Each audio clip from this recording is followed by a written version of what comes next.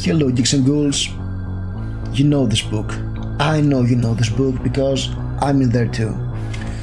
It's an anthology by horrortubers and booktubers and authortubers, edited by Regina St of Regina's Haunted Library. And I know that there's a second anthology coming sometime, hopefully this year or maybe early 2022. And I'm not going to talk to you about my story because, alright, I know that we authors tend to talk about our stories if we wrote them and ignore the other people, etc. So yes, alright, I know, I'll give you a short review of my story in this book. It's called The Block Seller and it sucks.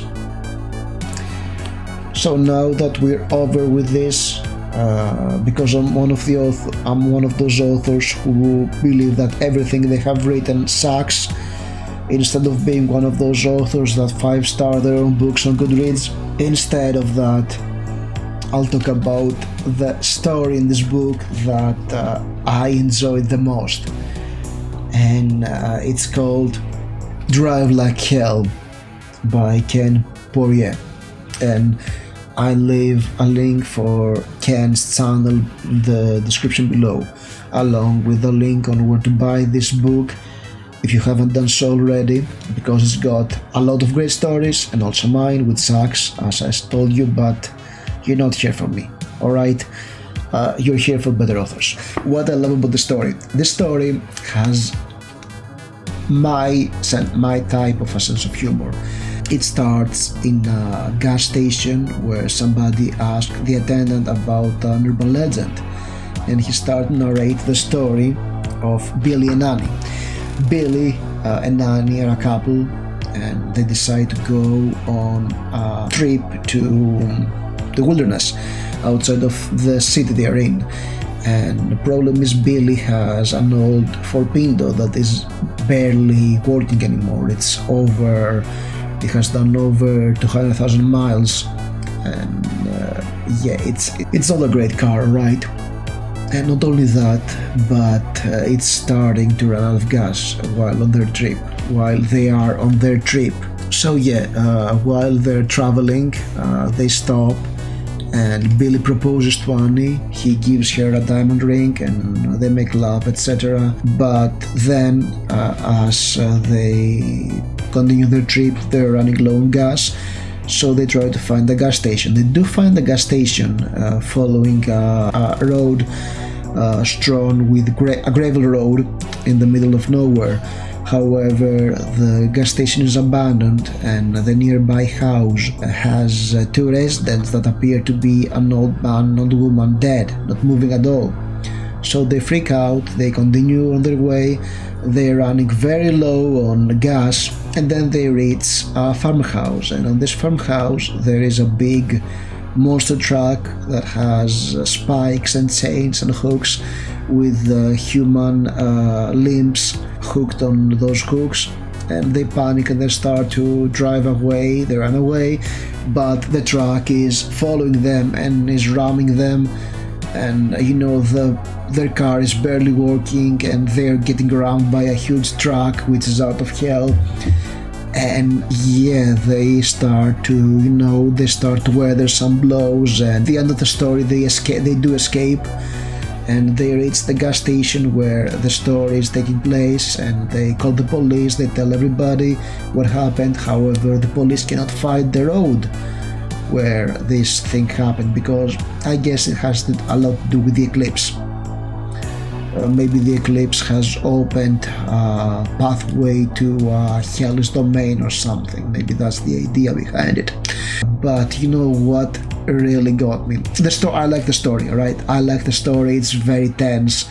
It's entertaining. There is always something happening. It's the iconography of the story is just amazing. The images it creates in my head is very vivid, very action-packed. I loved it. However, what seals the deal for me is the end, because the gas attendant tells the story, and then he finishes with, you know what, When I was a kid, they used to say that if you hit for Pinto in the rear, its gas tank will explode.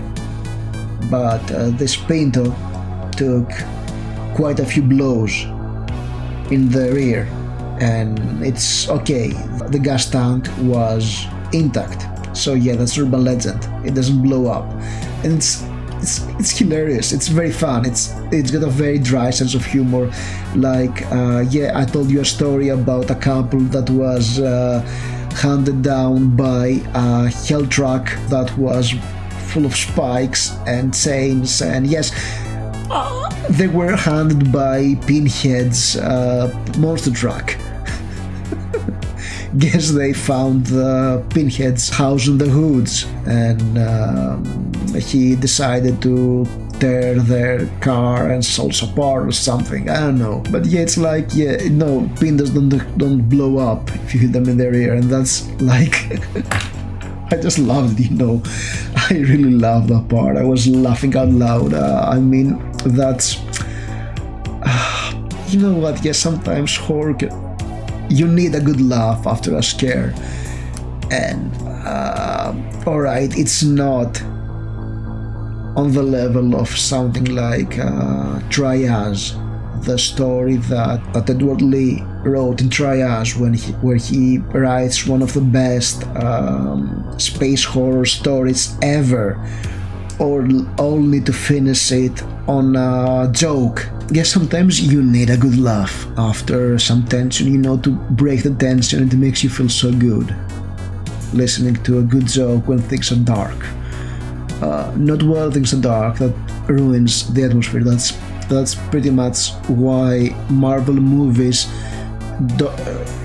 can fall flat on their face. It's the Marvel humor.